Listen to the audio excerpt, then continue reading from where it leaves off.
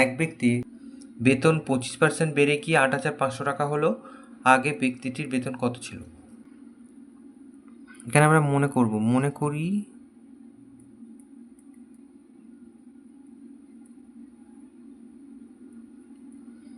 ব্যক্তিটির প্রথমে বেতন ছিল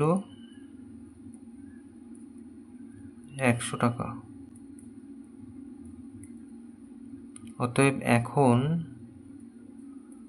25% বেড়ে গেলে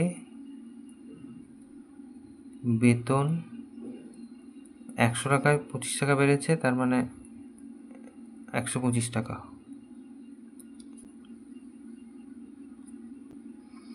তাহলে 125 টাকা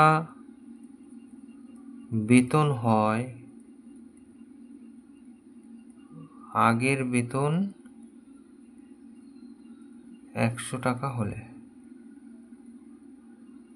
তাহলে 1 টাকা বেতন হয় আগের বেতন 100/125 টাকা হলে, আর এখন হয়েছে বলেছে 8,500 টাকা বেতন হয় আগের বেতন 100 এত টাকা হলে। 4/25 5/25 5 17 85 00, তার মানে 68 দুটো শূন্য এত টাকা। তাহলে আগের বেতন ছিল 6,800 টাকা, অতএব আগে বেতন ছিল